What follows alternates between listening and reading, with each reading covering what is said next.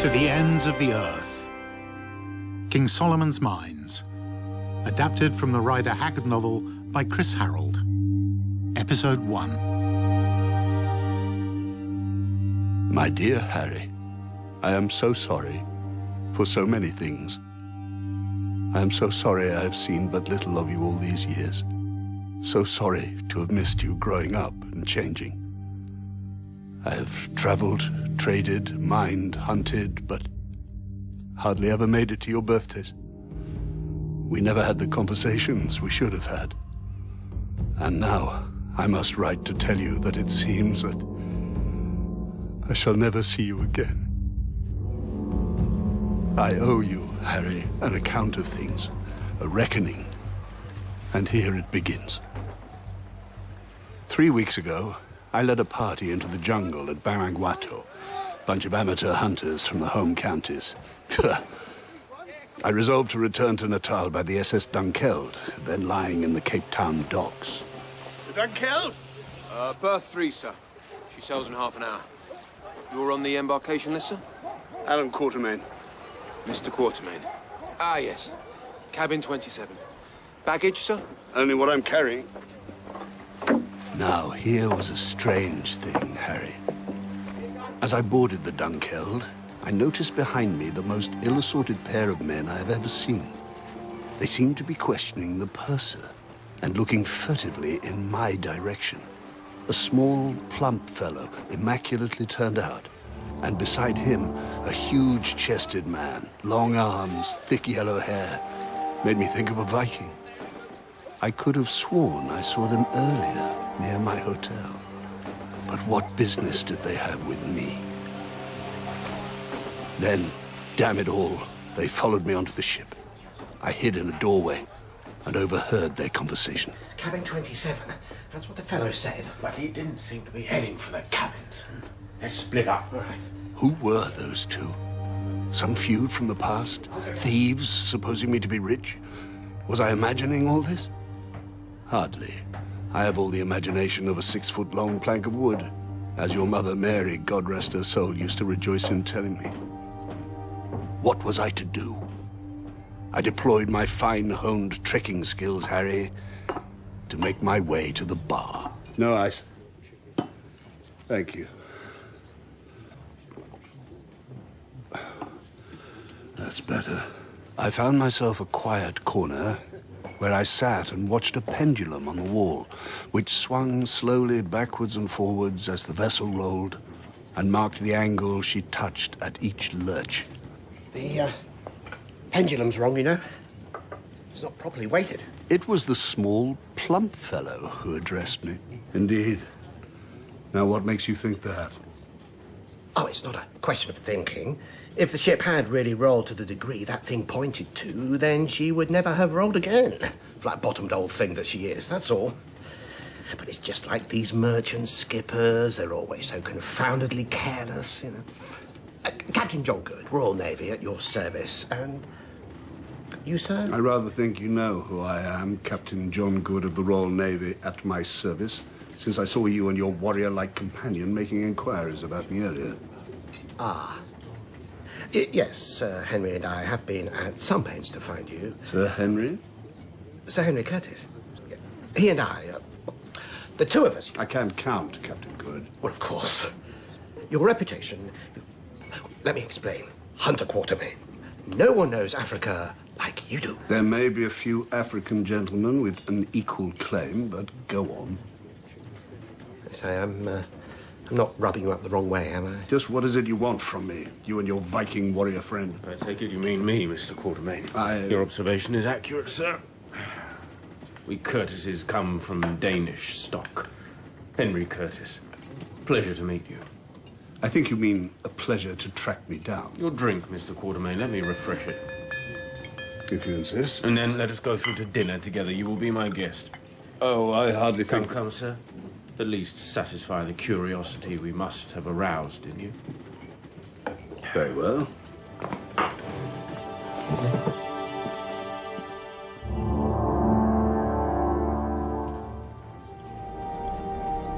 Well, gentlemen, a memorable meal. We've talked about everything from my elephant hunting exploits to relations with the Boers. But what we haven't talked about is what you want with me. The year before last, about this time, you were, I believe, at a place called Bamangwato to the north of the Transvaal. Yes, I've traded there regularly, led hunting parties. Part of my life that now draws to a close. Yeah. Did you happen to meet a man called Neville there? Neville. Let me think. Yes, Neville. Oh, I recall. He broke his journey with me for a fortnight to rest his oxen before going on to the interior. I had a letter from a lawyer a few months back asking me if I knew what had become of him, which I answered to the best of my ability at the time. Mr. Neville, this was not his real name. He was my brother, George. He was my only and younger brother, and until 5 years ago, George and I were as close as peas in a pod, but then a misfortune befell us. We quarrelled bitterly, and in my careless anger, I behaved unjustly to my brother. Damn shame. As I dare say you know, if a man dies intestate and has no property but land, it all descends to his eldest son. It so happened that just at the time when George and I quarrelled, our father died. He had put off making his will until it was too late. The result was that George was left without a penny. I inherited. And of course it was my duty to provide for him, but the quarrel between us was so bitter that I did not, to my disgrace, offer to do anything. Almost through carelessness, I let our relationship grow cold. Do you understand me, Mr. Quatermaine? I understand you very well, Sir Henry. I have a son, Harry, and I have allowed a distance to grow between us. Harry. It's a good name, Harry. Well, George had a few £100 to his account at the time. Without saying anything to me, he drew out this paltry sum and, having adopted the name of Neville, started off for South Africa in the wild hope of making a fortune. Madness. Some 3 years passed, and though I wrote several times, I heard nothing of my brother. I found out, Mr. Quatermaine, that I would have given anything to know that my brother George, the only relation I possess, was safe and well, and that I should see him again. I set inquiries on foot. So that letter was from you? And you decided to come out and look for him yourself? And Captain Good was so kind as to come with me. Nothing else to do, you see. 20 years of my life devoted to the Navy, then turned out to starve on half pay. An economy measure. Waist tightening, they call it. Your letter in reply to me, Mr. Quatermaine, was short and formal in the extreme. Now, please, tell me what you know of George, for I sense you do know more. What I heard, it's a little fantastic, and I have never repeated it. And I'm not sure I want to now. Go on, man. Very well. I heard that Neville, your brother George, was heading for King Solomon's mines. King Solomon's mines? But they really exist? Diamonds beyond counting. Rubies too, they say. And where in Africa? I don't deal in fantasies. I deal in facts. To the first of your questions, Sir Henry, do they really exist? I don't know. To the second, I know where they are said to be. Once I saw the peaks of the mountains that are said to border the mines, but there were 130 miles of desert between me and them, and I am not aware that any man ever got across it, save perhaps one. But the best thing I can do is to tell you the legend of Solomon's mines as I know it. Go ahead. In the Suleiman Mountains, up to the northwest of the Mushakulumbwe country, so the rumors say, this is where King Solomon had his diamond mines. Suleiman being a corruption of Solomon. Diamond mines. The exact sort of thing that would set my poor brother dreaming. I heard this a long time ago, and filed it away amongst the many romances in which this country is so rich. But it was not until 20 years later that the story acquired more substance. I was in the Manika country, a place called Sitanda's Kraal. worst place in the world. Signor Quatermaine, it is I, José Silvestre. My God. Silvestre, what's happened to you? I tried to go there, to the Suleiman Mountains. I had met him before, a distinguished-looking Portuguese gentleman, lured by tales of diamonds. Water, for the love of Christ, water. But now, he was a skeleton. His large, dark eyes stood nearly out of his head. No flesh to speak of on his face, just yellowing skin. His lips were cracked. His tongue was swollen and black. I'll tell you. Well, lie down and rest. I shall rest soon. I shall rest for all eternity. You have been good to me.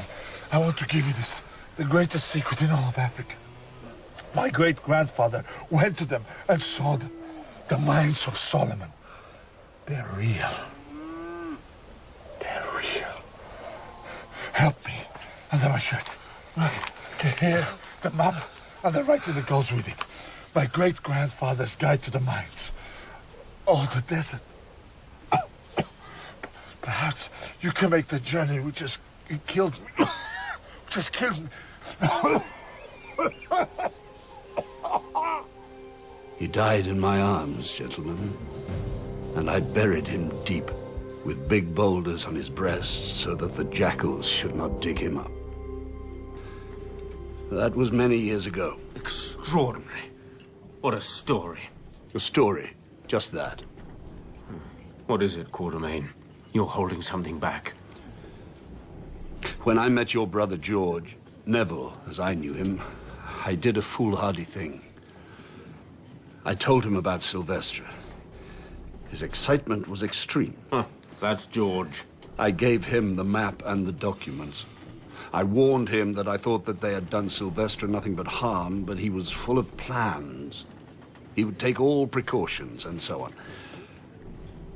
I fear, Sir Henry, and this is why I've been reticent, that I may have been instrumental in sending your brother to his death. No, a man takes responsibility for his own actions.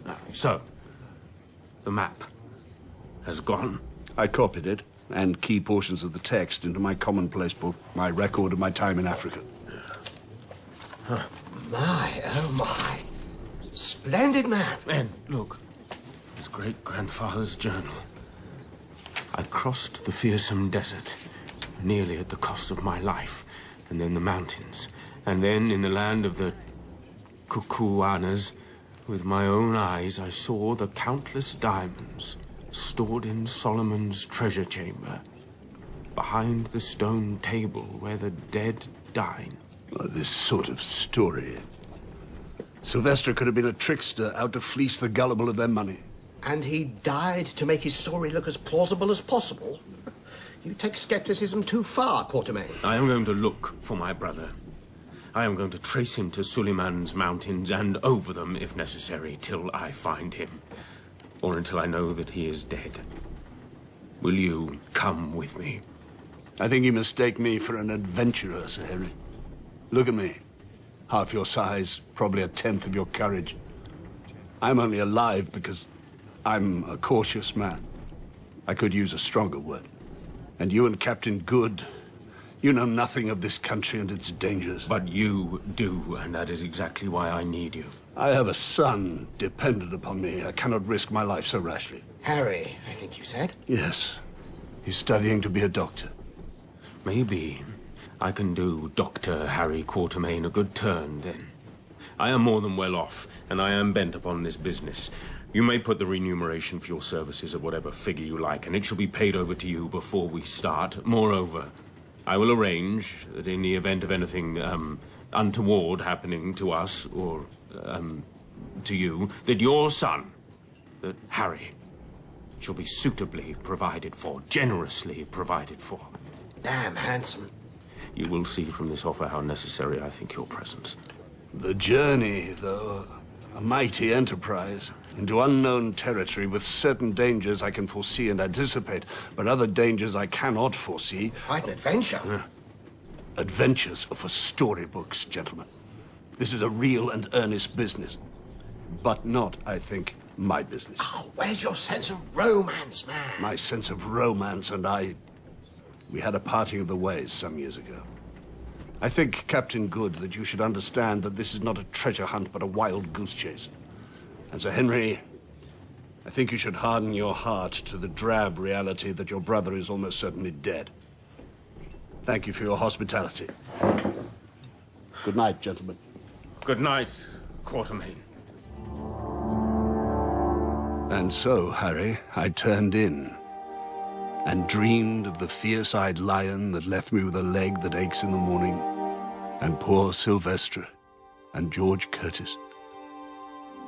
And the look on your mother's face, time and again, as I left our home on yet another journey to Africa.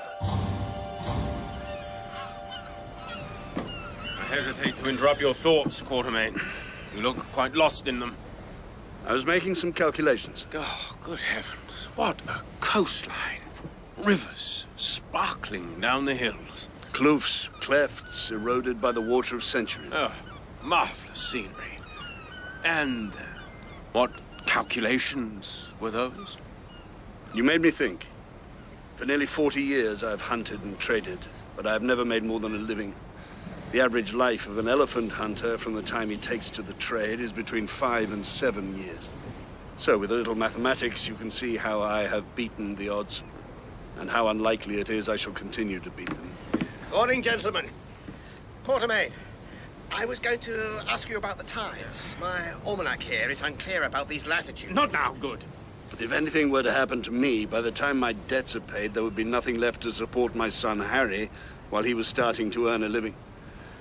Whereas he could be set up for life. Does this mean what I think it does, Mr. Quatermaine? I'll lead your expedition. My last expedition. My son's future will be assured, even if ours is not. Good man. Huzzah! Now, listen. Right. I've started to make a list. A 20-foot wagon, iron axles, strong, light, made of stinkwood, half-tented. 20 Zulu oxen. There is a team I've had an eye on for some while. Zulu oxen.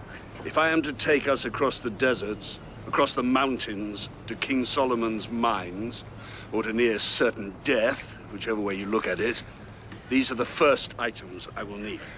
This isn't going to be a pleasure trip, gentlemen. What? Your teeth! Captain Good has an excellent set of false teeth.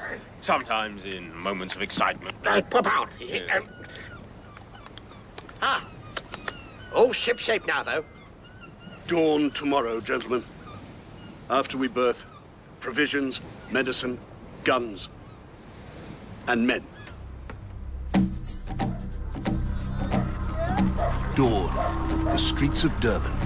I led my 2 companions through the crowds in search of what we needed. Oh, Kafela! Sorry, my fault. Let Bill talk. I'll take all of that.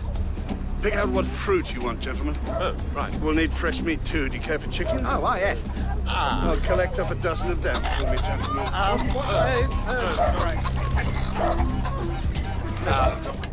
In here. 6 tins of this. No, make it 10. 10 tins of the beans. 6 sacks of rice. And we've done business before. Give me your best price. Let me see. Not the price you give strangers. Yes. Don't look at me like that. Oh, this fella. Look at his fetlock. You think I'm an idiot? He'll be lame in no time. Show me the others. And so we passed through the market. My 2 companions began to see the magnitude of what lay ahead, and how important it was that they, as amateurs, should respect my professional knowledge. Which, I must admit, Harry, was the effect I wanted to have on them. These matters concluded, we went outside town. Time for the guns. Captain Good, Sir Henry, this is Ventvogel. The name means windbird, a gentleman in whom I repose considerable confidence. At your service, Mr. Quatermaine.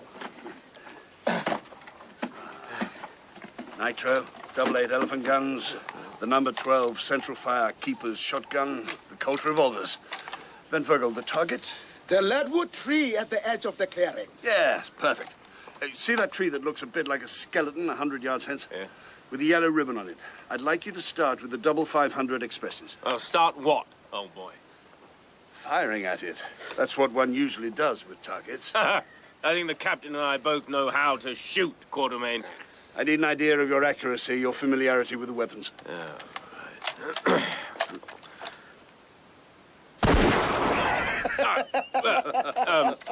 Yes. Let me try that again. Like so many would-be hunters I have led, they overestimated their skills. I hoped they would learn a lesson. And the day ended over dinner in the garden of my Durban home. I keep a simple table, gentlemen, but I hope... Oh, it's excellent fare. Are all your preparations in place? The men who will go with us, hand-picked bearers, they will of course include Ventvogel. Yeah, fine fellow. Indispensable.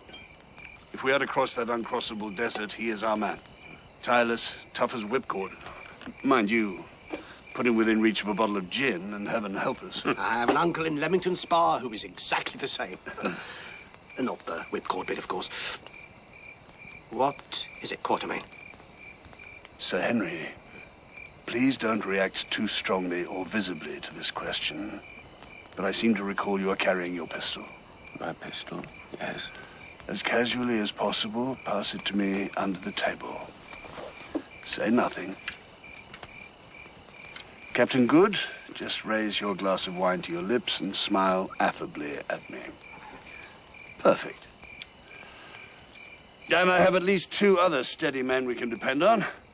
But of course, we can go into those details at a later stage. You! Come out of the bushes this instant or I'll shoot you where you stand. Heavens! What harm does he mean us? There is no need for your gun. Yeah, quite so. You only have to look this man in the eye. Tell us your name. My name is Umbopa. Your face. I know it, don't I? The battle at the place of the Little Head. Yes, yes. I was there under Lord Chelmsford, the First Zulu War. Zulu War, or British War. You've come to my home, Umbopa, in a clandestine way. What do you want? I heard word that you are on a great expedition far into the north, a moon's journey beyond Maninka country. Is it a true word, Macumazan? You know my Kaffir name?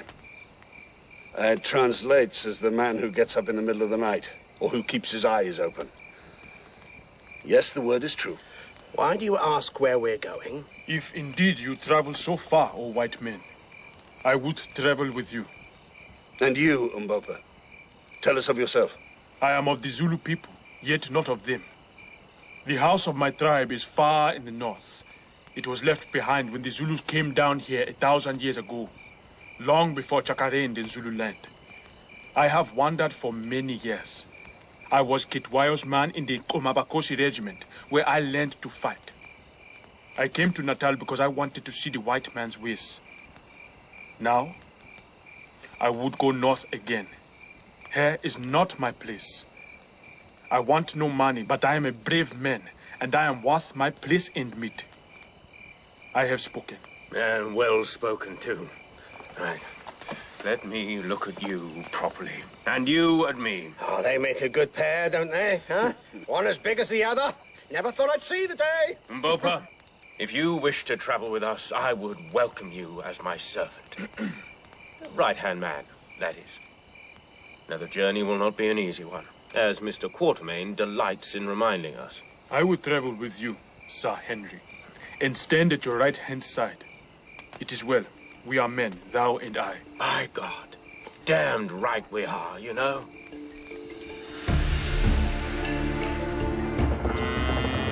On the road, at last. I haven't felt so alive since I don't know when. Did I ever tell you about that storm I weathered in the Azores? Oh, feel free to mention it again. Huh? A long and arduous journey, Harry, to Sitanda's Kraal, near the junction of the Lukanga and Kalukwe rivers. My fellow travelers were full of a distinctly irritating optimism, not an emotion I have ever been keen to embrace. My God, look at that. Giraffes. Must be a dozen of them. What a sight. I wonder if we could bag one. Be careful, Captain. What on earth do you think you're doing, Good? Put the express down. No, I'm bagging us some supper. You'll stampede them. Put the gun down.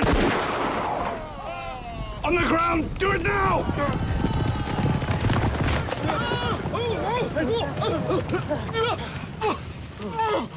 Ventvogel, Oh, dear heavens. Quatermaine, help me. You'll be all right. Help me here.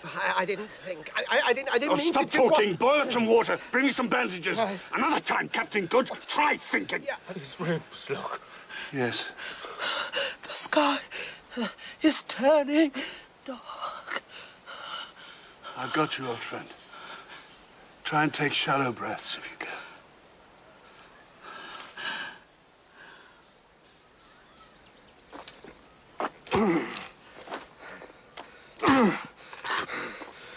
One of the best of men I've had the privilege of working with. We shall send money to his widow. I will take it upon myself to arrange that. I'm so damned ashamed of myself. It's done. Nothing further to be said. I can take my turn with the No. spade. No. This is my job. At least I'll get this right. And so, Harry, at length, for the ground was hard, we put poor Ventvogel to rest. What a pointless death.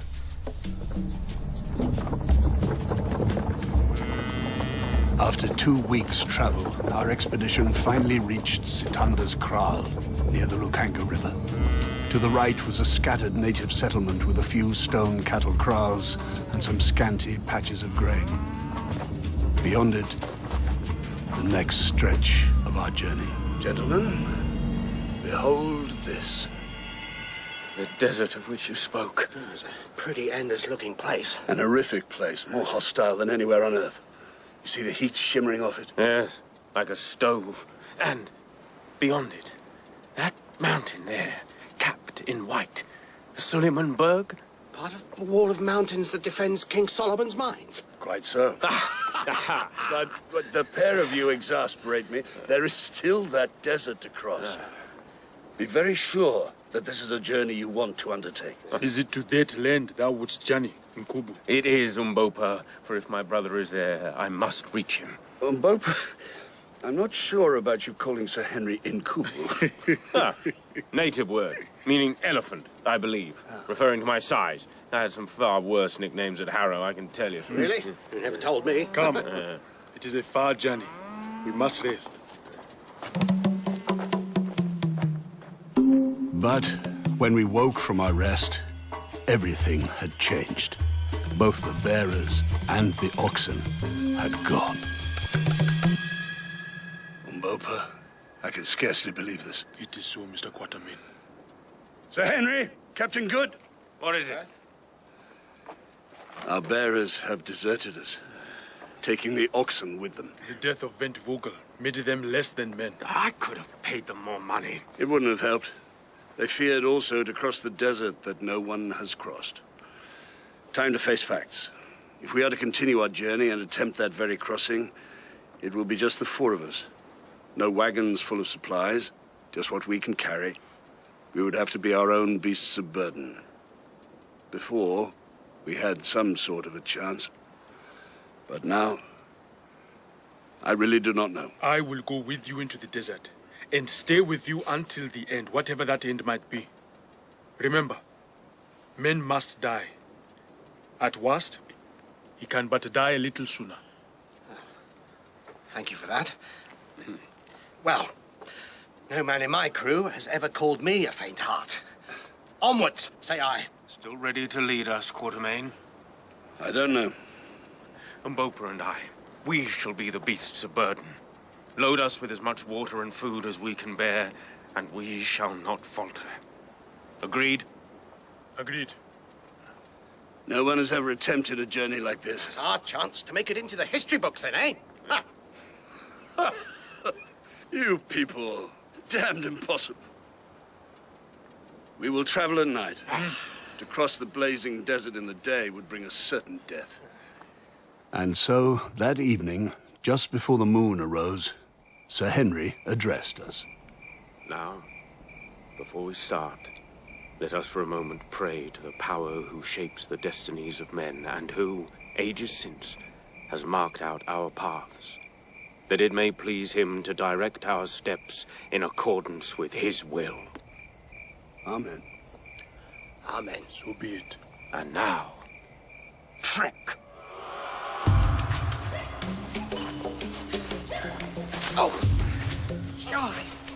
bushes. A sea of sand and karoo scrub, silvery under the moon. The night air was thick and heavy. Our night travel gave some pleasure to Captain Good. Now look here, chaps. According to my almanac, those stars should be the Pleiades. Beautiful, don't you think? Oh, you and your bally almanac. I know we must ration the water, but this thirst, will it never abate? Try a pebble in the mouth. Huh? Old trick.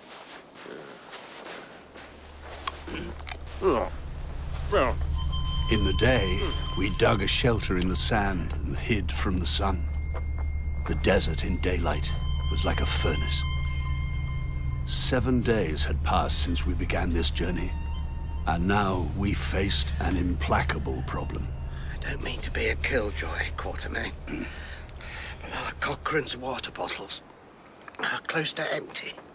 We brought as much with us as we possibly could. Let's see here. We're heading towards a pool of water, 60 miles distant, or it could be less, marked on Silvestre's map. That map is old. Is it to be relied on? It's all we have. If the water isn't there, if the map is wrong, we will have passed the point of no return. Onwards? Onwards. The die is cast. Yes. Men must die.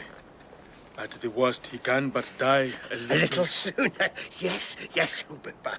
I just personally prefer a little later.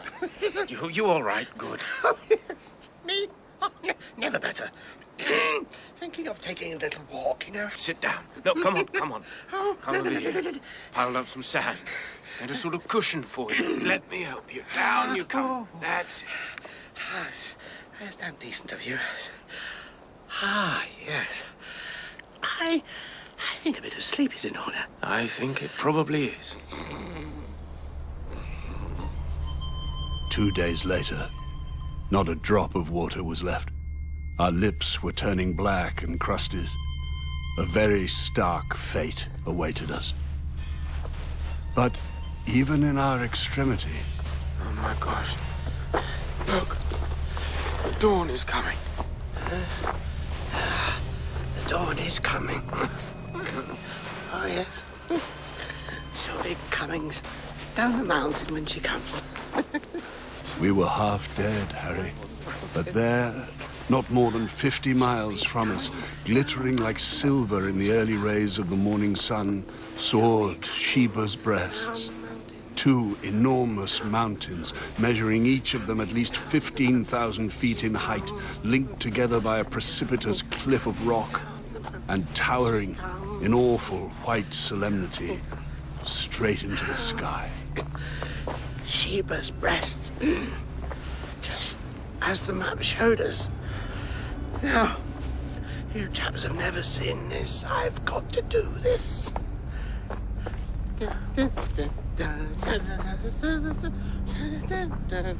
It was a ghastly moment. I said, Harry, we were half dead. But as I watched Good cavorting and the way the life had left Sir Henry's eyes, I thought we were 9/10 of the way to death. I don't see how any of us... I've been mad. Good. Stop that damn dancing. Stop it right now. Umbopa, what is it? What is it? I smell water. What do you mean? Oh, God.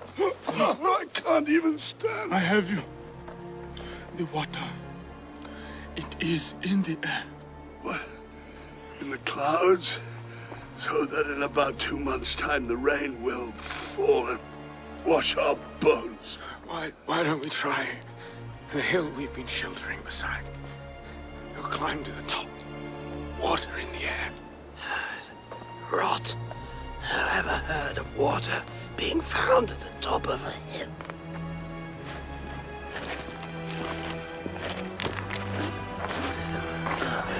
This is pointless. We have no alternative. Manzi! Here is water! Saved.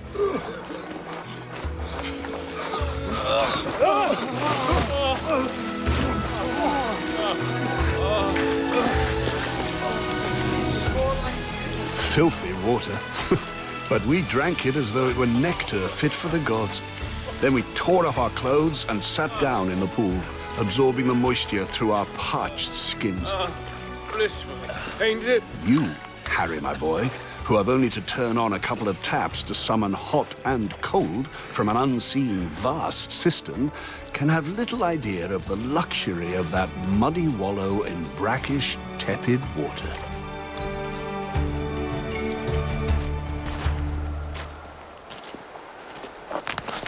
Oh. Careful, Captain Good. Thank you, Umbopa. The next night, we began our ascent of Sheba's left breast. The slopes were formed of lava, great, jagged, sharp lumps, still burning hot from the sun of the previous day. But as we approached the snowy summit, so the cold increased. I had feared being fried to death. Now I feared we would all be frozen to death. We emerged from the snow line into a more temperate climb, found a melon patch, and shot an antelope whose meat we had to eat raw. And the landscape changed again. Why? Champagne country, a forest, a river, another world. Quite sealed off from the outer world. Ringed in by mountains. Well, gentlemen, the maps say nothing of this. And look, down there, cutting through the plain. It's pretty rum. Like a Roman road. King Solomon's Road, as the legends have it. I've never seen such an engineering work. The road, engineered from huge blocks of dressed stone, sloped gently down to the base of a ravine, 300 feet broad and at least 100 feet deep. At one point, we heard water beneath our feet, though we saw no sign of the river over which we passed. On went the road, sublimely indifferent to natural obstacles, and we approached a towering ridge of stone.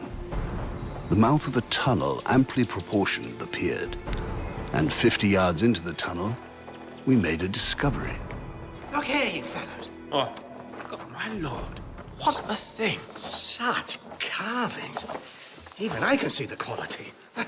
Sculptures, mailed and armed figures, chariots. What detail. Extraordinary.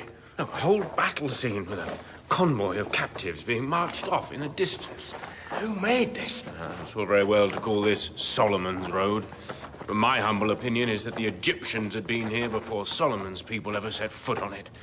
If this isn't Egyptian or Phoenician handiwork, I must say it's very like it. Midday, we emerged from the tunnel and advanced down the mountain. We came to scattered bushes which grew more and more lush, till at last the road wound through a vast grove of silver trees. At last, some decent wood, and in quantity. Let us stop, make a fire, and cook ourselves dinner. I've had enough of raw meat. Yeah, here. Some wood, Umbopa. Together we can make short work of this fallen branch. Sir Henry, my pleasure. Here, we'll build our fire by the stream.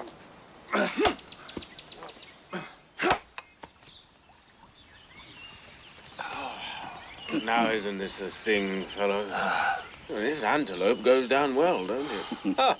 Little green birds in the trees. What's Captain Good doing, Sir Henry? Looks as though he's taking his clothes off. What a peaceful spot. I think I'm going to light a pipe. What's he up to? Probably going for a swim. You never know with old Good. He reached the bank of the stream, disappeared from sight, and Sir Henry and I enjoyed our pipes. Umbopa checked our provisions. All was well with the world. Then... Did you hear that?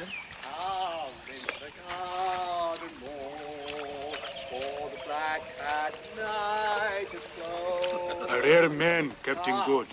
A man who knows how to be happy in himself, whatever fate brings to him. Having bathed, Good now stood by the bank of the stream. He had replaced his flannel shirt, but had nothing else on. He washed his gutta percha collar, shook out his trousers, coat and waistcoat, and frowned as he scanned the numerous rents and tears in them. He took his boots, scrubbed them with a handful of fern, and finally rubbed them over with a piece of fat which he had carefully saved from the antelope meat till they looked, comparatively speaking, respectable.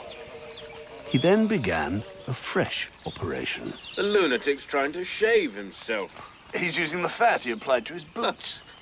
And one of those little pocket razors, you know, with a guard on it. For people who don't trust themselves with a real razor. God, he's not going to get through 10 days of beard with that. Good smeared his face and chin vigorously with the fat and began. How can a man be so correct in this place and in our circumstances? Well, at least he's dealt with the right side of his face and chin. Now, thank God he was using a safety razor, for I suddenly saw a flash of light that passed just by his head. Good sprang up with such force that if he had been using a straight razor, he would certainly have cut his throat. A 3-foot length of spear quivered in the trunk of a tree. On the other side of the stream, standing not more than 20 paces from where I was, and 10 paces from Good, was a group of men. Warriors. We've seen these people before, Quatermaine. The carvings at Solomon's Road. They're tall, wearing those great plumes of black feathers and short cloaks of leopard skins. Now, who was that youth who threw the spear? Don't like the look of him. Umbopa, Quatermaine, the Winchester repeaters, at the ready. An old man took the youth by the elbow. The moment froze. But then the party of natives advanced. Greetings! Imikonzo! Imikonzo, I am Infadoos, a brother to the king and his counselor. Whence came you? Who are you? And why are the faces of 3 of you white, and the face of the 4th as the face of our mother's sons? We are strangers and come in peace. You lie! No strangers can cross the desert where all things perish. But strangers you are, and you must die, for no strangers may live in the land of the Kukwanas. It is the king's law. I am Scragga, son of King Twala, the great king, chief and lord paramount of the Kukwanas. You have violated the law. Prepare to die. The hands of some of the men stole down to their sides, where hung on each a large and heavy knife. Others reached for their spears. Not really the warmest of welcomes. Too many of them. Damn shame to end like this. Then everything changed. Good, as was his habit when perplexed, put his hand to his face, touched his false teeth, and dragged the top set down and allowed them to fly back to his jaw. What witchcraft is this? The Kukwanas took several fast steps backwards. It's his teeth. He moved them. Take them out, Good. Take them out. Good obeyed. The teeth disappeared into the sleeve of his flannel shirt. In another second, curiosity overcame fear, and the warriors advanced slowly. How is it, O strangers, that this man whose body is clothed, whose legs are bare, who grows hair on one side of his sickly face and not on the other, how is it, I ask, that he has teeth which move of themselves, come away from the jaws? Open your mouth and smile. Do it, Good. Good promptly curled up his lips and grinned at the old gentleman like an angry dog, revealing to his astonished gaze 2 thin red lines of gum, as utterly innocent of ivories as a newborn elephant. Where are his teeth? With our eyes, we saw them. Good turned his head, swept his hand across his mouth. He grinned again, and lo, 2 rows of lovely teeth. I see that ye are spirits. Did ever man born of woman have hair on one side of his face and not on the other? Or teeth which moved and melted away and grew again?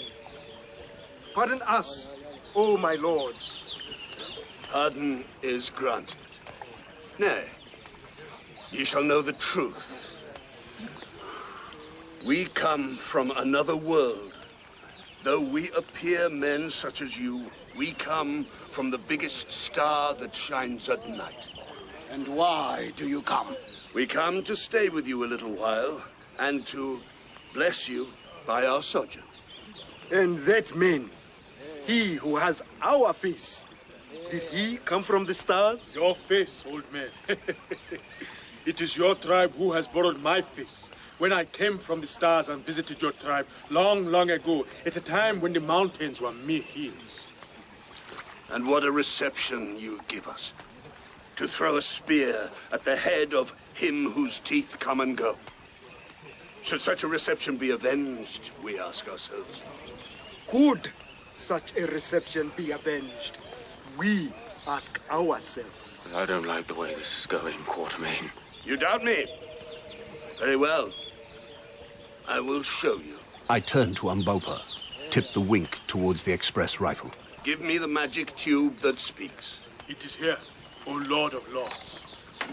And with something as nearly resembling a grin as I ever saw on his dignified face, Umbopa handed me the gun.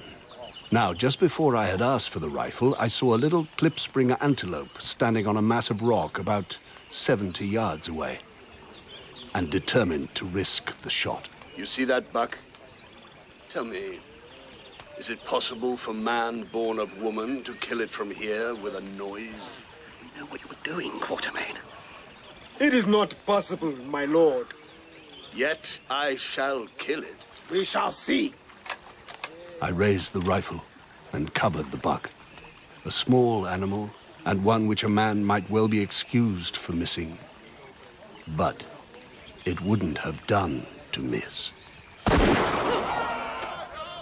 Witchcraft indeed! If you want meat, go fetch that buck. Bring it to me. Straight through the shoulder. Good shot, Quatermaine. Couldn't have done it better myself. You see, I do not speak empty words. But if you yet doubt our power, let one of you go stand upon that rock, that I may make him as this buck. And all step forward at once. No, no. My old eyes have seen enough. All the witchcraft of our people cannot show the likes of this. These are wizards indeed. Let us bring them to the king and let him judge. So, lead us then to Twala. Are you sure? It's our only way forward, into the lion's den. The way is long, but we will lead you. We are ready. Lead on. But Infadoos, and you, Scragga, beware. Play us no tricks, for we shall know and avenge. The power of him with the bare legs and the half-haired face shall destroy you and your land. His vanishing teeth shall affix themselves fast in you and eat you up.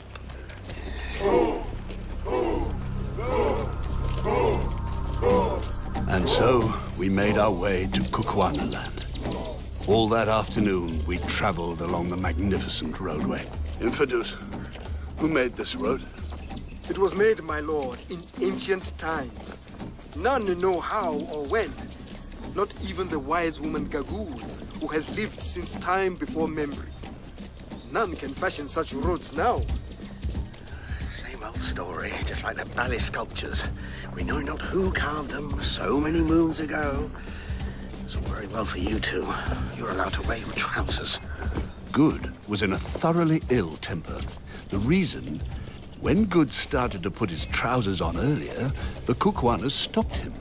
They refused to let him hide his beautiful white legs from the eyes of his servants. His beautiful white legs had made him a god. Well, you're going to have to face it sooner or later. You have appeared in this country in a certain character, and you must live up to it. It will never do for you to put on trousers again. Henceforth, you must exist in a flannel shirt and a pair of boots. For goodness sake. And with whiskers on one side of the face and not on the other. If you change any of these things, the people will think that we are not gods, but imposters. If once they begin to suspect us, our lives will not be worth a brass farthing. You really think so? You'll be grateful that you have your boots on and the air is warm. Thank you for that. More meat, my lord Quatermaine. My lord Sir Henry. I am full, thank you, Infadoos. Thank you, Scragga. Strange. You are gods, but you eat like men. We are gods who inhabit the bodies of men. These bodies are mere breaths, and we are passing shadows. Indeed so. You make it very clear. Infadoos, when did the Kukuana people come into this country? My lord, our race came down here 10,000 moons ago, from the great lands which lie there beyond. They could travel no further because of the high mountains which ring the land. So says Gagool, the wise woman, the smeller out of witches. Gagool? Oh, you will meet her in due course. The country too was good. So they settled here and grew strong and powerful. And now our numbers are limitless. And when Twala the king calls up his regiments, their plumes cover the plain so far as the eye of man can reach. They are invaders, but we slay them. With that, Scragga left us, and Infadoos took us into his confidence. It has been many years since there was a true war, but it was a civil war. Dog ate dog. How was that? My lord the king had a brother born at the same birth. It is not our custom to suffer twins to live. The weaker must die. But the mother of the king hid away the weaker child, which was born the last, and that child is Twala the king. I am his younger half-brother, born of another wife. Our father died when we came to manhood, and my brother Imotu was made king in his place, and for a space reigned, and had a son by his favorite wife. But when the babe was 3 years old, a famine came upon the land, and the people looked around like a starved lion for something to rend. Gagool, that wise and terrible woman who does not die, spoke to the people. She told them that King Imotu was no king. And at the time, Imotu was sick with a wound and lay in his kraal, not able to move. Gagool went into a hut and led out Twala, my half-brother and twin brother to the king, whom she had hidden in caves since he was born.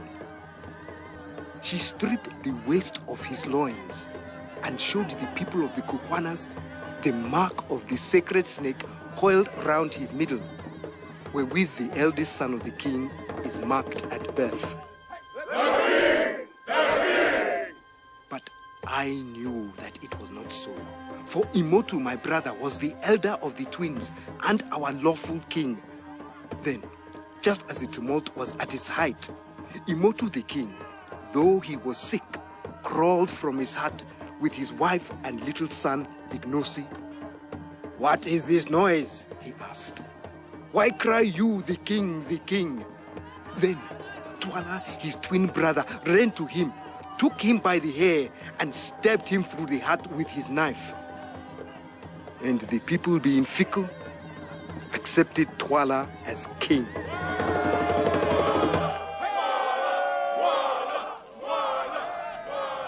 And what became of Imotu's wife and her son Ignosi? Did Twala kill them too? No, my lord.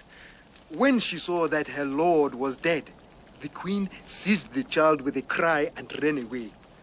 The two of them headed towards the mountains, and there they must have perished, for none have seen them since. Then, if this child Ignosi had lived, he would be the true king of the Kukuana people. That is so, my lord. The sacred snake is round his middle. If he lives, he is king. But, alas, he is long dead. Thank you, Infadoos. A sad story. A sad story indeed. Umbopa. Boss. Umbopa had evidently been listening to our conversation. Then at that moment, Sir Henry took me by the arm. Quatermaine, look at the sun. Damned amazing. This happens at certain seasons in Africa. You have never seen anything like it, Harry. The sun glowed as though it would explode. Then it sank, and suddenly, darkness rushed down on the land like a tangible thing. There was no breathing space between the day and night. The change from day to night was as quick and as absolute as the change from life to death. Then, rays of silver light, and at last the full moon lit up the plain. Glorious, eh, Quatermaine? Gosh, I shall have to look that up in my almanac. Mine has been a rough life, Harry. But there are a few things I am thankful to have lived for, and one of them to have seen that moon shine over Kukuanaland. Even if it is one of the last such spectacles I shall ever see.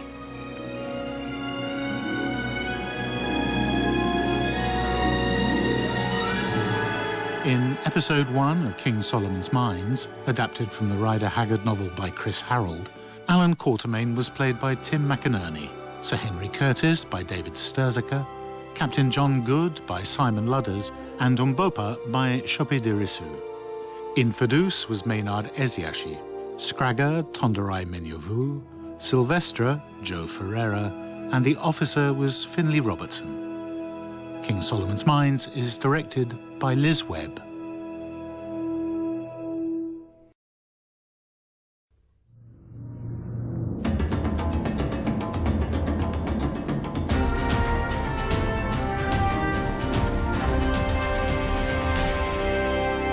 To the ends of the earth. King Solomon's Mines, adapted from the Rider Haggard novel by Chris Harrald. Episode 2. And so, my dear son, we continued our journey. Sir Henry, Captain Good, Umbopa and I, along Solomon's great road, on our journey to Lu, the heart of Kukuanaland, where we were to meet Twala, the king who had murdered his way to power.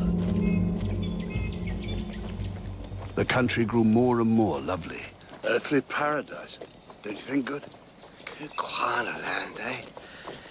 Well, it beats Transvaal into a cocktail.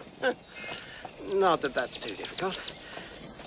Hey, what's that chap doing? Running as if the devil were at his heels. I think Infadoos has dispatched a runner to alert the people of Lu of our imminent arrival. The speed of him. He will keep up this speed all the way to his destination. For running is an exercise much practiced amongst his people. Then, at last, we beheld the town. I've never seen a native town so enormous. Quite 5 miles round. The road ends there, beyond the town, by the mountains known as the Three Witches. It seems to lead into the mountains. Is that right? Yes, it leads to a great pit with ancient mines leading off it. It is now where we bury our kings, in the place of death. The place of death? Just as Silvestre said. I have heard it said that in days of old, people came to these mountains to find bright stones, pretty playthings, and yellow iron. Is that true? I know nothing of those times. Scragga, we have preparations to make. It is strange, is it not, that my lords who have dropped from the stars, the all-knowing lords, do not already know the answers to these questions. We know much in the stars, but not everything. Why else would we be here, if not to increase our knowledge? Well fielded, old chap. You must speak with Gagool the Old, she who stays at the side of the king. She is as wise even as my lord. You will meet her soon. Very soon. Come, Infadoos. We must prepare for our city to do honor to these men from the stars. I believe, gentlemen, we have found King Solomon's mines. By Jove. You're right. I think, too, we have found a dangerous and implacable foe. As we came, we saw that company after company of men were issuing from the gates of the town and marching towards us. Sir Henry laid his hand upon my arm. Well, it looks as though we're going to meet with a warm reception. The warriors charged swiftly up the rise with flashing spears and waving plumes. The size of them. Not a man under 6 feet in height. And the weapons. I haven't seen their like. Those spears. The two-edged spear is not for throwing. It is a bangwan, a stabbing assegai for use in close quarters. The wounds inflicted are terrible. The heavy knives are called tollers. The Kukuanas can cast them with great accuracy to a distance of 50 yards, and it is their custom to hurl a volley of them at the enemy as they charge upon them. Now what? They've frozen as still as a collection of bronze statues. Every spear rose into the air. They honor us with the royal salute. We advanced on the town. The warriors closed in on all sides, and the great gates swung shut behind us. Amazing layout, this place, huh? Never seen anything like it.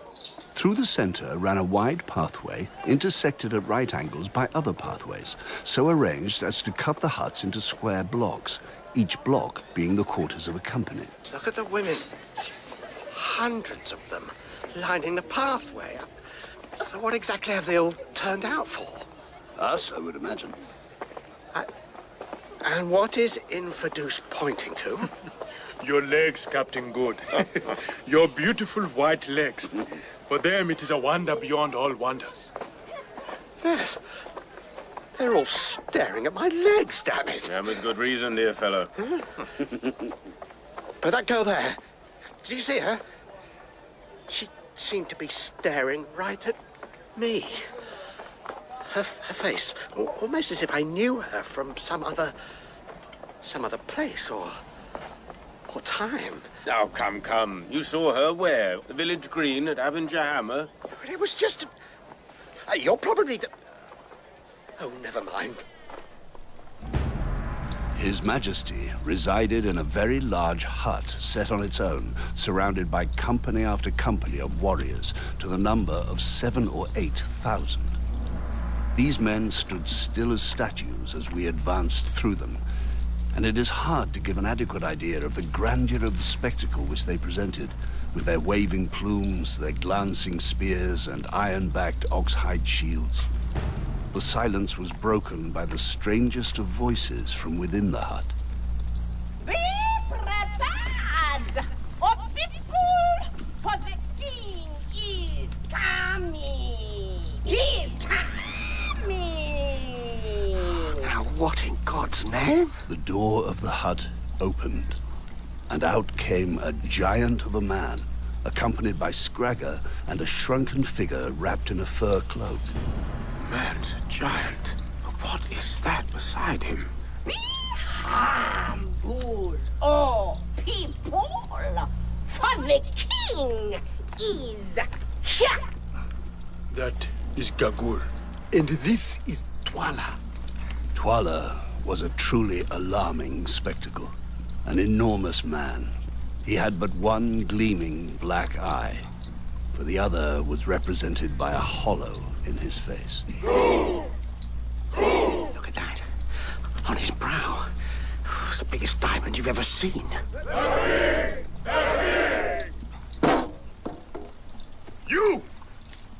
You have dropped your shield, soldier.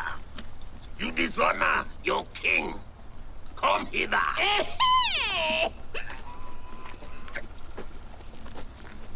So, soldier, wilt thou make me look small in the eyes of these strangers from the stars? Scragga, let me see how thou canst use thy spear.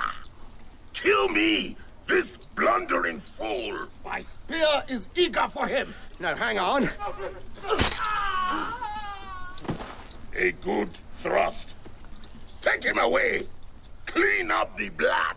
Oh, my God. And welcome to you, white people, who come hither whence I know not and why I know not. Greetings from the stars, they say. This is not to be borne. Be silent. Let me handle this. Our lives depend upon it. We come from the stars. Ask us not how. We come to see this land. You journey from a great distance to see our small world. And that man with you, does he also come from the stars? There are people of thy color in the heavens above. But ask not of matters too high for thee, Twala the king. Remember that the stars are far off, and you are here. How if I make you as him, whom they just bore away? Oh, king, be careful. Walk warily over hot stones, lest you should burn your feet. Touch but one hair of our heads, and destruction shall come upon thee. Have you not heard what manner of men we are? Have you ever seen the like of him? His teeth! Has Scragga not told you how we strike with death from afar? He has!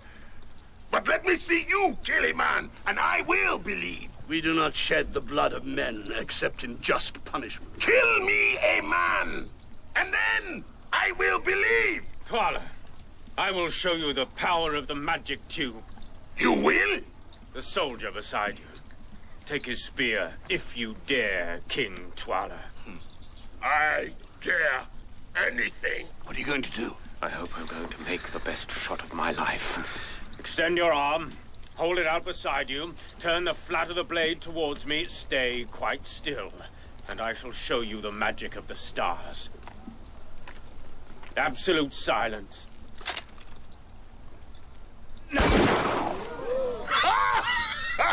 The bullet struck the flat of the spear and shattered the blade into fragments. The spear nearly flew out of Twala's hands, but amazingly he kept his grip on it. You have no fear, Twala the King. We of the stars honor you. What seek ye? Do you come for bright stones? And thou with the dark skin and the proud bearing, who art thou? And what seekest thou? Touch me not, Gagool. Not stones that shine, not yellow metal that gleams. Methinks I know thee. Methinks I can smell the smell of the blood in thy heart. Gagool has spoken strange words. What say you? We keep our own counsel. Tonight is the great hunt and the great dance. I would have you see them. Yes, I would have you be there.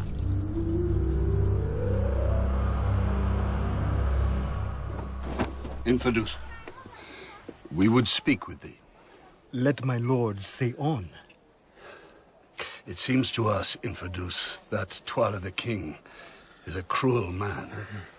It is so, my lords. Alas, the land cries out because of his cruelties. Tonight you shall see. It is the great witch hunt, and many will be smelt out as wizards and slain. A witch hunt? No man's life is safe. If the king covets a man's cattle, or a man's wife, or if he fears that a man should excite a rebellion against him, then Gagool, whom ye saw, will smell that man out as a wizard, and he will be killed.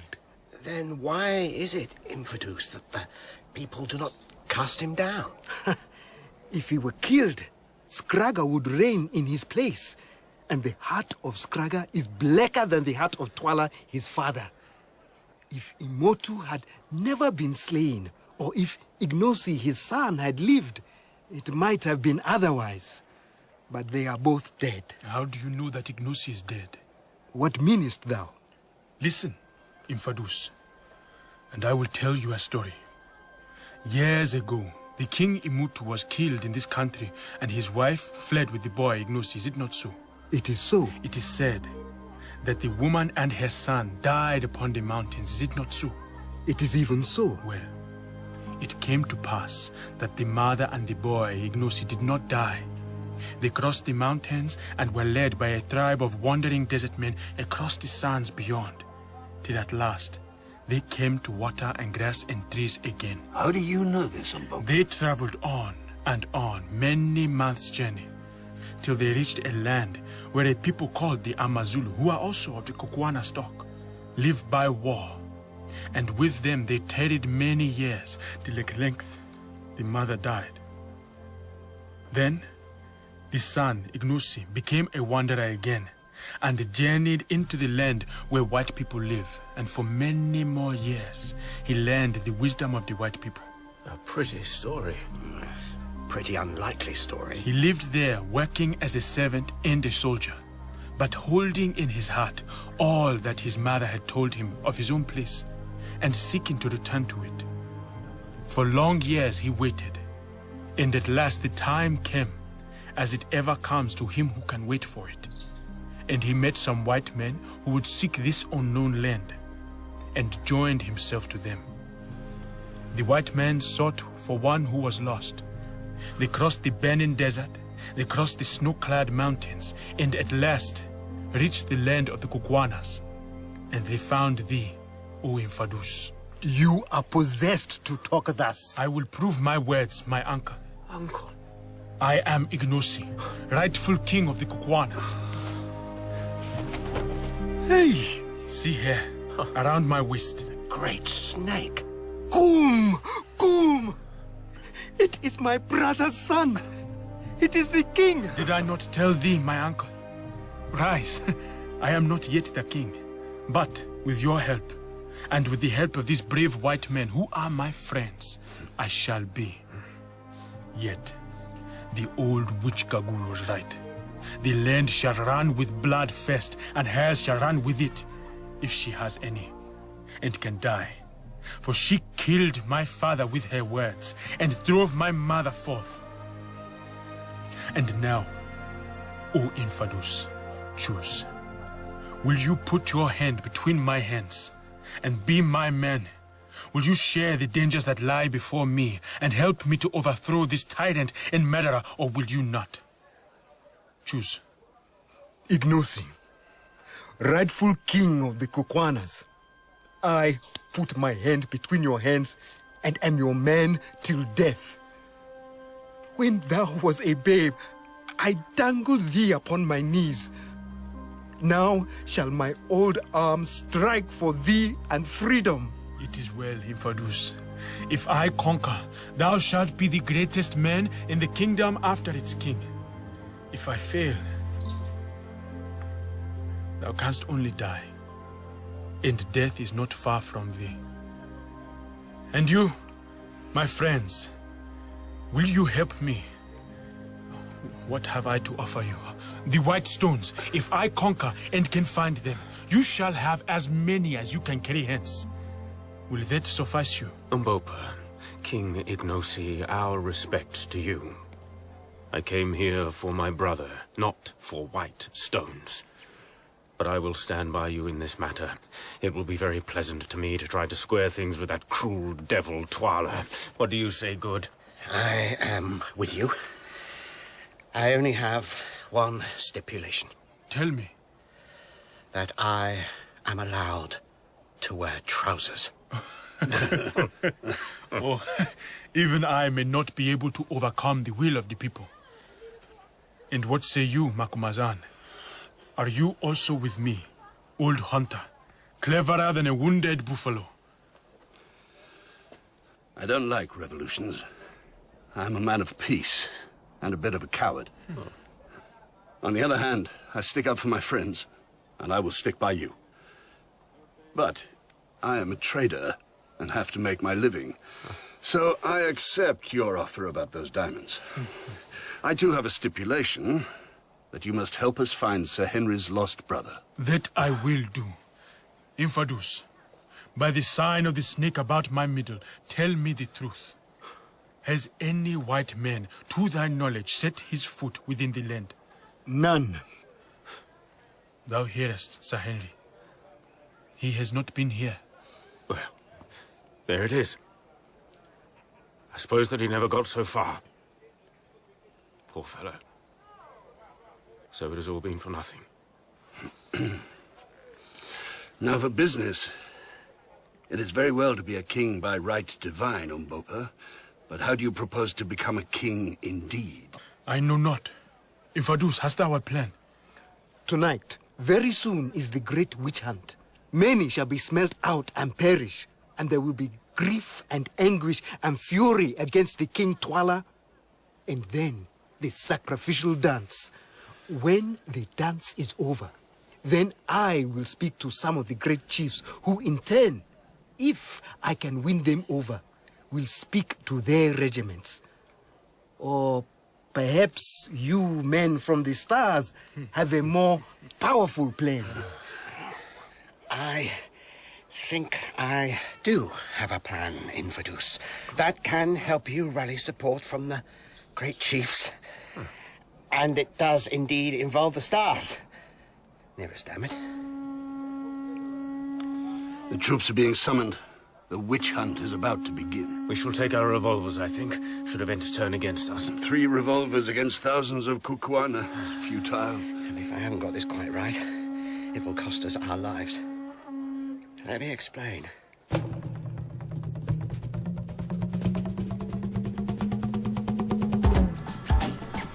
The great crowd. What a scene. 20,000 men, I would say. Arranged in regiments, in turn divided into companies, and between each company runs a little path. To allow for the witchfinders to pass up and down. Is the whole army here, Infadoos? Nay, but a third of it. The killing. Will many be killed? Very many. It seems we are going to assist at a gladiatorial show. You see, from the royal hut, Twala, Scragga, Gagool. and those who slay. There emerged a little group of about a dozen gigantic men, armed with spears in one hand and heavy daggers in the other. The king seated himself upon the center stool. Gagool crouched at his feet, as a cat might. Greetings, white lords. Be seated. Waste not precious time. The night is all too short for the deeds that must be done. You come in a good hour and shall see a glorious show. Begin! Begin! What is the lot of men born of woman? From out of the masses of warriors, strange and awful figures appeared, running towards us. They were women, aged, their white hair streaming out behind them. These are the Eziashi, the witchfinders. With a wild yell, Gagool's horrid ministers broke away in every direction, the dry bones round their waists rattling as they ran, and headed for various points of the dense human circle. Smell him. Hear the thoughts of him who thought evil of the king. Creeping and crouching with outstretched wand in her hand, the Eziashi slid amongst the frozen soldiers. I can hardly watch this. Suddenly the end came. With a shriek, she sprang in and touched a tall warrior with her forked wand. Instantly, 2 of his comrades seized the doomed man, each by one arm, and advanced with him towards the king.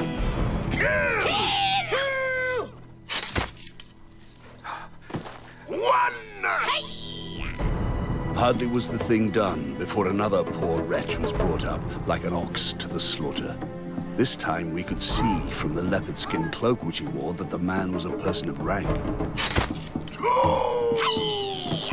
And so the deadly game went on, and the bodies piled up. Then matters took a very different turn. Damn it all. Gagool is coming this way. Hang me if I don't believe she is going to try her games on us. Your plan, good. My hands are tied by time itself. We can do nothing for at least a quarter of an hour. Nearer she came, all eyes in the vast assemblage upon her.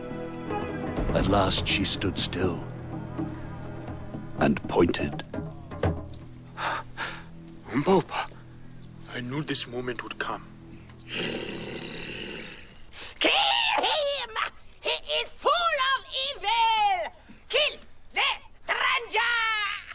king, this man is the servant of your guests. By the sacred law of hospitality, I claim protection for him. Gagool, mother of the witch-finders, has smelt him out. And he must die, white men. He who tries to touch him shall die indeed. Seize him! Stand back! If you would see tomorrow's light, touch one hair of his head, and your king dies. Well, what is it to be, Twala? Put away your magic tubes. You have adjured me in the name of hospitality, and for that reason, but not from fear of what you can do. I spare him, for now. It is well. We are weary of slaughter, and would sleep. Let these dead men be flung out to the hyenas and vultures. And now, after the witch hunt, the dance. Umbopa, I am grateful and shall not forget. No, I don't like it. That was too easy. And look, Twala is gathering some of his senior men about him. Our troubles are far from over. Let the dance begin! Flower-crowned girls sprang forward in companies, waving delicate palms and white lilies. They seem to be taking turns performing for our benefit. Yes. Isn't that the girl I saw earlier when we entered Lou? Girl after girl took her turn dancing. And then Twala lifted his hand and stared at us with an expression I could not fathom. You have seen the dance of the maidens, O white men from the stars. Which of them deem ye the fairest? Be careful how you answer, for I think there is no right answer to this question. The fairest? No doubt about it in my mind. Her. It is the nature of the dance that the fairest be offered up for sacrifice. Sacrifice? She must die! But why, O king? She has danced well and pleased us. It is our custom. Did I fail to put the fairest girl to death today, misfortune would fall upon me and my house. She must die! Bring her hither, Scragga! My spear is eager to pierce her, father. I don't think so, Scragga. What is your name? You who dance the best. I am Fulata. Please, please, I am not the fairest.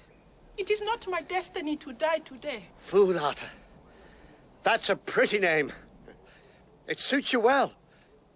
Walk over here to me.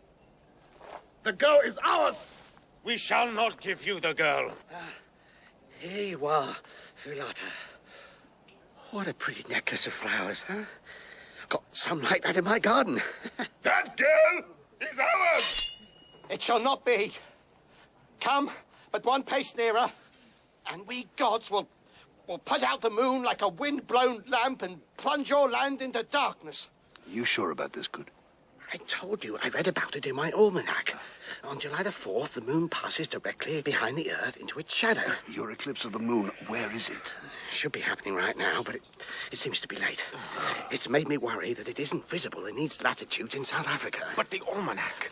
The almanac isn't too clear on that point. Oh. He lies! Let him do as he promises, or die with the girl and those with him! Look, gentlemen. I looked up into the skies and saw that Good and his beloved almanac had made no mistake. On the edge of the great orb lay a faint rim of shadow, while a smoky hue grew and gathered upon its bright surface. The bright surface began to dim. The moon is dying! The white wizards have killed the moon! No man can put out the moon! This will pass! I have seen the like before!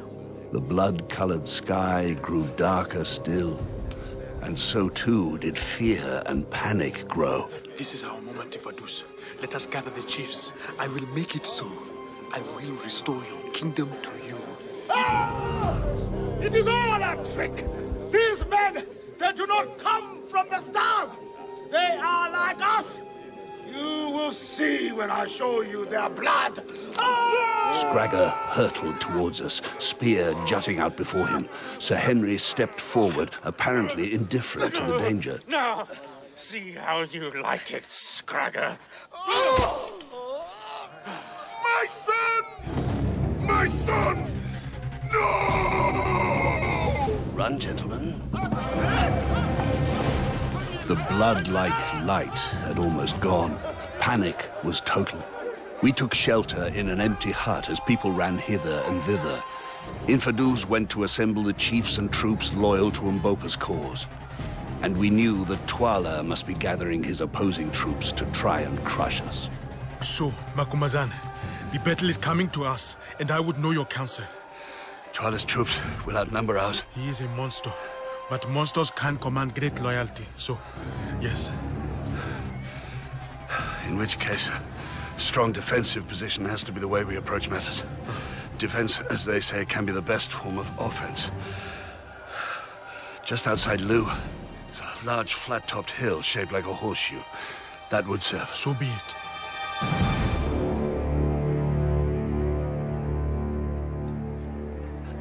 Dawn broke on the horseshoe hill. Our troops had assembled a formidable body of men. But surrounding the horseshoe hill, a sea, an ocean of warriors, plumes on their heads, knives and spears shining. How many, Infadoos? Ours or theirs. The chiefs have brought us 18,000 men. Everyone will give their lives to see Twala brought down. And Twala's warriors? I would say some 35,000 of them. And they will give their lives to see us brought down?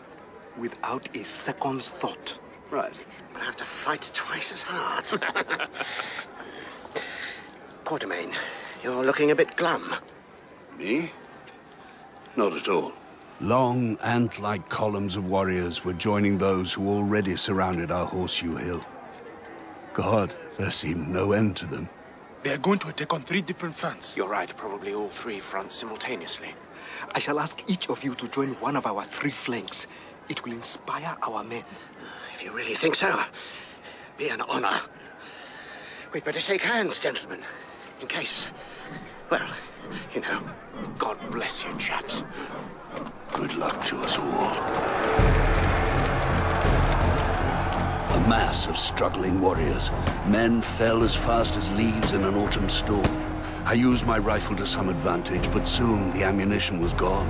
I fought hand to hand with a toller, the ferocious knife peculiar to the Kukuanas, and the blood raged through my veins. A young fellow came at me. His eyes, Harry, were close together, and he had tufts of face hair, and there were smears of white stuff, ground maize in his hair, and he came at me with terrible abandon, and the blood in my veins quietened, and I became filled with all the calm of an iceberg.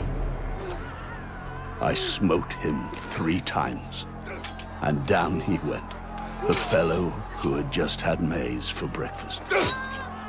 About your age, Harry. May my soul be damned. How can men love war? How can men overthrow one such as Twala without going to war? As for the warriors who fought for Umbopa, so many of them went to certain death, about to quit the blessed light of day forever, and yet able to contemplate their doom without a tremor. Magnificent, terrible, an impossible battle. But at dreadful cost, we held off Twala's hordes. They're pulling back. No! Look! They are regrouping. We are weakened. Our troops call for rest, yet we are trapped on this hill, and our supplies run short. Sir Henry, thank goodness. We're all in one piece. Infadoos, Umbopa. There is only one way forward. To attack now, with no delay. It will not be expected. The fiercest of battles. Each side knew what was at stake. Take that, you damned villain! Good was a revelation, fearless in combat. Infadoos and Umbopa fought side by side, the old warrior as powerful in battle as the young one. Sir Henry fought like one of his Viking ancestors, sword in one hand, axe in the other. Then, coming through the tangle of fighters... Where art thou, Infadoos? The man killed my son, Scragga! Where art thou? I'm here, King Twala, whenever you're ready. It was like seeing the gods of Olympus clash. Sir Henry seemed to stumble, and my heart was in my mouth, but it was a bluff. And as Twala came forward, Sir Henry swung his axe with an extraordinary force and speed. It severed Twala's head from his neck in an instant. Gagool chased after the head. With the death of Twala, the tide turned. Victory finally came to Umbopa. But at what a cost of blood. I wish I could wipe my memory like a blackboard. Sir Henry, Umbopa, Infadoos, and I had all survived. But then, upon the ground, what should I see? Terribly blooded. Good. Tell me you're all right. That's all right. Bit bashed about, but I'm sure I'll be...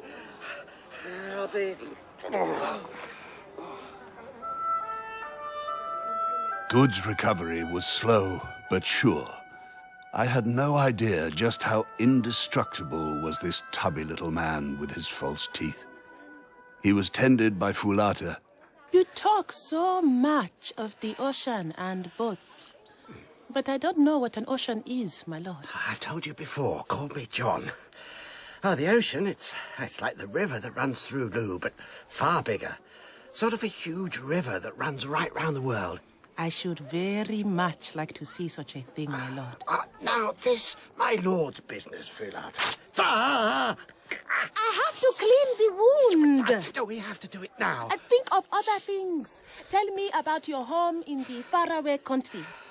Do you have a woman there? Well, yes, there's Mrs. Peveril, the cleaning lady. Cooks a bit too.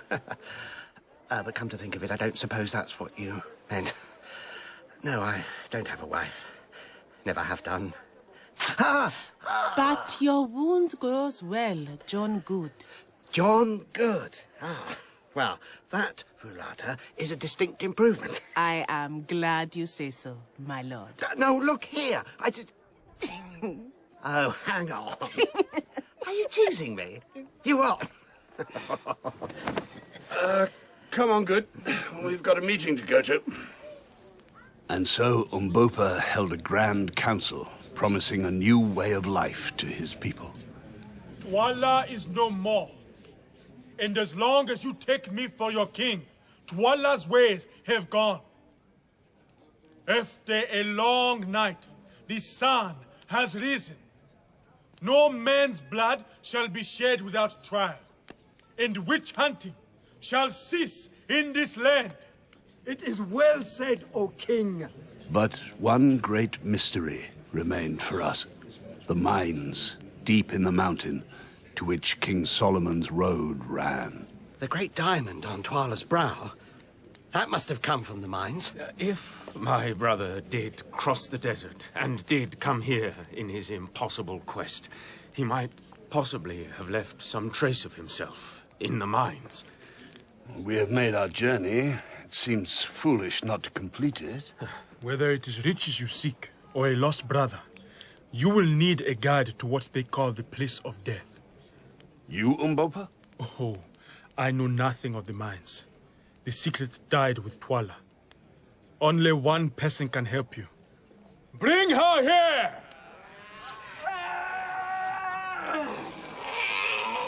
You usurped the king! And you killed my master! And I will kill you with my own hands, if you do not help my friends.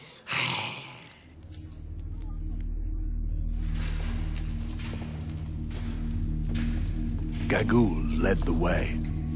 Sir Henry and I were right behind her, and slightly behind us. You shouldn't be with us, Fulata. No. Whither you go, I go also, my lord. Now, I've told you about this lord business? It's only bats. My friends from the darkness. Fulata and Good, lost in each other. The river at the end of my garden. I would give anything to see it. I keep a little skiff there. Rowing boat. You have told me of them. Well, we have a funny old tradition. We name them after women. And you know what I thought. At length, we came to a vast cave, lit from 100 feet above by, I conjectured, shafts connected with the outer air, lined with what looked like pillars of ice, but were in reality huge stalagmites. How much of this place is man's work and how much nature's? Like a cathedral, but greater than any cathedral ever built. Even down to those side caves. Like chapels. Come on. Let us be about our business. This way. You're about to come face to face with death. And so we did. A massive stone table with a colossal white figure at its head and life-sized white figures all around it. The kings of Kukuana land. Hell's teeth. Next, we saw a brown thing seated on the table in the center. The body of Twala, quite naked, the head which Sir Henry's battle-axe had severed, resting upon its knees. And the endless, dripping sound. The water, the white figures, their bodies calcified. Twala's body is being transformed into a stalagmite. This is how we Kukuanas preserve our royal dead. To our horror, Gagool scuttled across the table, bent down and kissed Twala's icy lips with a lover's relish. And now, here is the chamber you seek. But there's just a solid rock wall. Do not jest with us, Gagool. The solid rock wall was moving. It slid up into the ceiling. It must have weighed at least 20 or 30 tons, and was clearly moved upon some simple balance principle of counterweights. But how did Gagool trigger the counterbalances? Some hidden lever. Enter, white men from the stars, and look upon the bright stones that you seek so dearly. Beware of the bright stones, John Good. And do not trust that woman. Well, I wouldn't invite her to my summer garden party. Has any white man been in this chamber? The secret has been kept between the kings, whomsoever they be, and Gagool. There, in that corner. Help me, you chaps!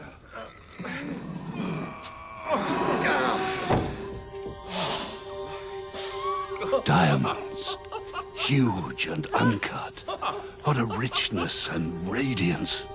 Some of them big as pigeons' eggs. And in this box.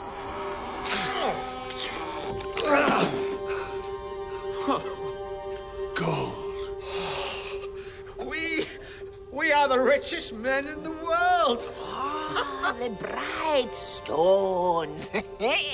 Run them through your fingers. Eat them. Drink them. There were other chests. More bright stones. See? Yes. Ferrara, where are you? Come and see. She betrays you! The stone falls! The rock door was closing. Gagool wanted to trap us. She has knife! Then Gagool's knife was in Fulata. But Fulata clung on to Gagool's ankle. Nothing could stop her. Gagool, intent on trapping us, was caught in her own trap. The rock door slid down.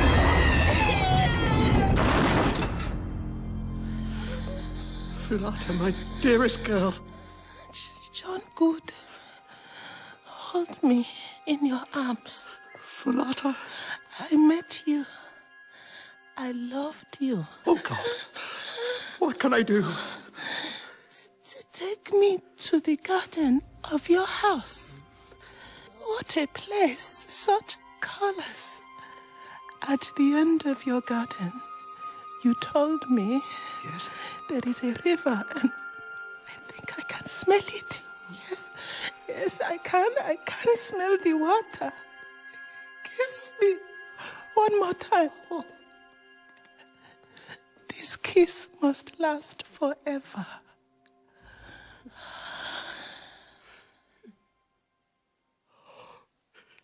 She's dead. She's dead.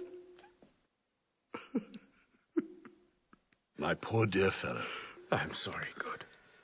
Damnably sorry. And the fact of the matter is, all of us will soon be joining her.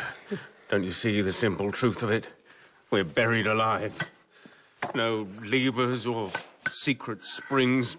The stone door only opens from the outside. He was right.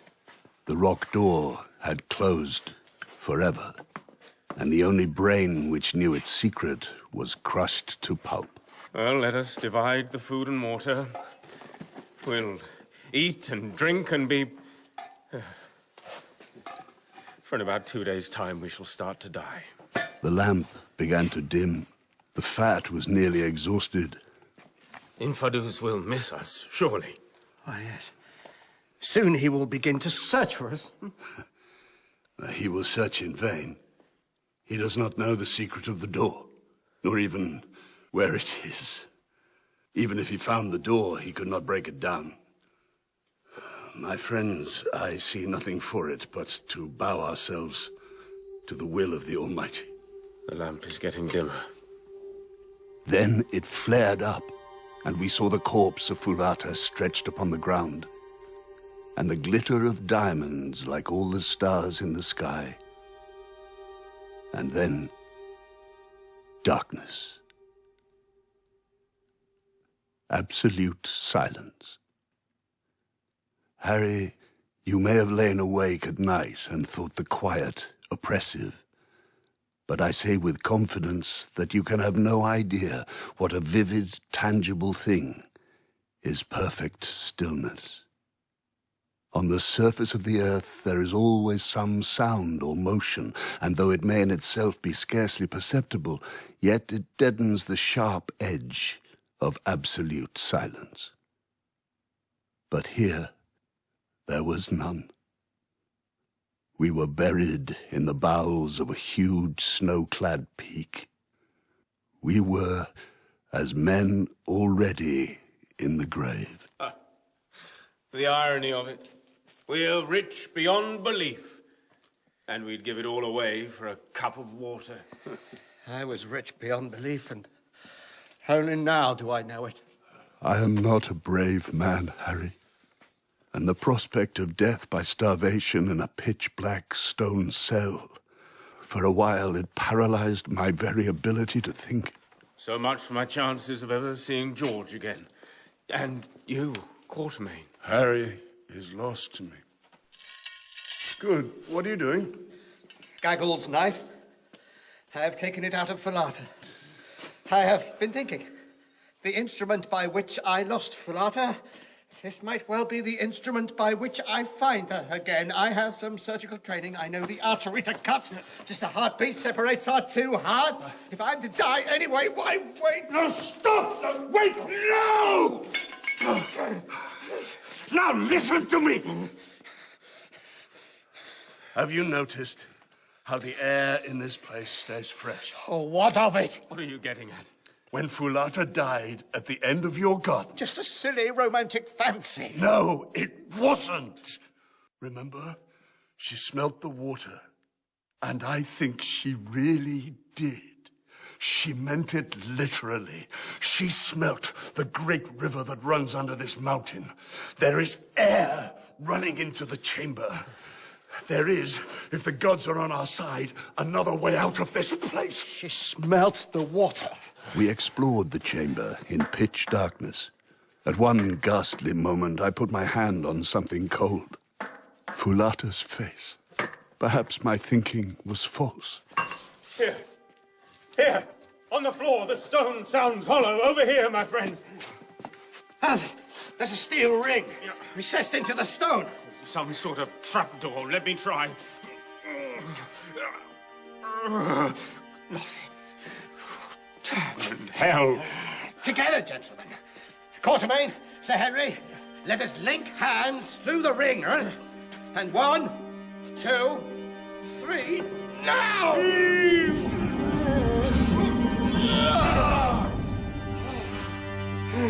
My God.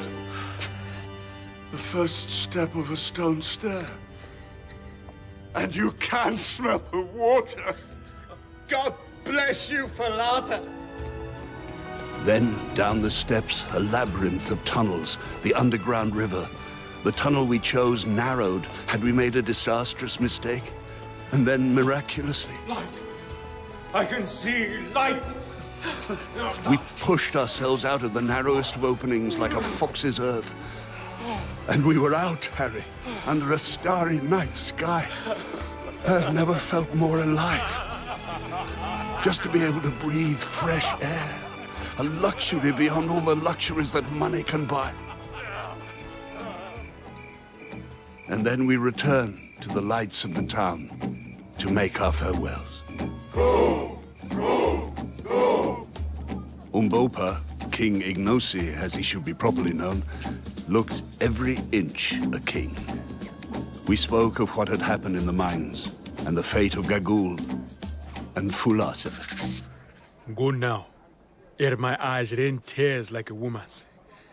At times, as you look back down the path of life, you will think of how we stood shoulder to shoulder in that great battle which thy wise words planned and won for me, Macumazahn.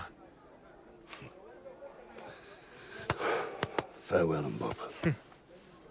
Fare thee well forever, my lords and my friends. Sir Henry, I was once your right-hand man, eh? I would have you be my right-hand man here in Kukuana land. Damn it, Umbopa, you know I cannot stay. Is it fit that I embrace a king? Oh, it is. You and I, we are men. Oh, we are. Captain God, the most unexpected of warriors. Fulata, you and she. What a sorrow. Is it fit I should embrace a naval captain? Just this once, eh? Sir Henry, I have so much sadness about your brother. Poor dear George. When we were trapped in the mines, I came to terms with his death. Sir Henry, I sent out runners across the land. There was a faint rumor, but from a year ago, my bearers will lead you a different route across the mountain. Perhaps you will learn his fate. Thank you. Infadoos, you have done well. And you, my friends, fare thee well. Keep me in your hearts, as I will keep you in mine. How does destiny work, Harry? I thought I'd grow wiser as I grew older, but I seem to know less and less. We were on the Suleimanberg, east side of the mountain, a stream, greenery, before we reached the desert. But what was this? A hut built in the middle of nowhere. Great powers. And from the hut limped a white man clothed in skins with an enormous black beard. He looked at us. His eyes widened. He hobbled forward. It is my brother. My brother, George. George! Henry? Henry! His right leg was in a bad way. We learned his story. A desperate journey across the desert, a fall, a broken leg. His loyal bearer, Jim, looking after him. Been here for a year. Living off the land, Jim and I. Like fellow. Robinson Crusoe waiting for rescue. Oh, what a mad man I was to pursue that dream. King Solomon's mines. Not a dream. Clear that table. Look, that's a fortune. One of us had to be practical. There's gold, too. filled my pockets until they were bursting, and then my knapsack. We will all of us lack for nothing for the rest of our lives. Oh, George, we could restore the old manor. I'd like that more than anything. You and I. I've always had a dream of running a modest yacht, you know, take her out on the Solent now and again. I think you should do exactly that, Captain Good. I could also, following the naval tradition, suggest a name for your yacht. How do you mean? Oh. Damn right. Should have liked that.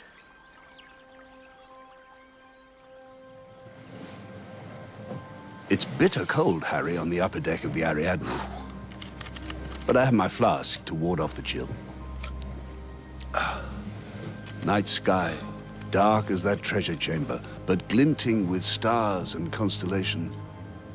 Captain Good could no doubt have told me their names. But Captain Good, Sir Henry, and George had gone on ahead of me. I had much sorting of my affairs in Durban to attend to, shutting down the house and selling it. That sky. I wonder if there are other worlds out there, the way some of the fanciful writers would have us believe. I feel I have been in quite another world these last 2 months. Perhaps these last many years. Umbopa, Infadoos, Gagool, Twala, Scragga, they almost seem like people from a dream. But it wasn't a dream. I lived this story and survived to tell it. Heavy ocean swell, tiny reflections of stars waltzing in the sea. I'm becoming quite the poet, Harry.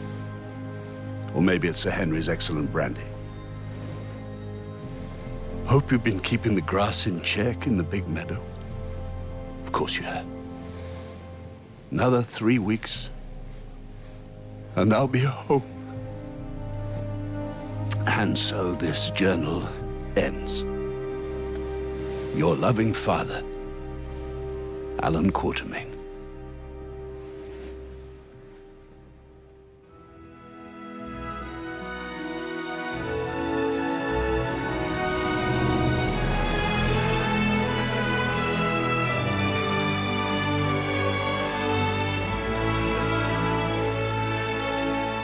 In King Solomon's Mines, adapted from the Rider Haggard novel by Chris Harrald, Allan Quatermaine was played by Tim McInnerny, Sir Henry Curtis by David Sturzaker, Captain John Good by Simon Ludders, Umbopa by Sope Dirisu, and Infadoos by Maynard Eziashi.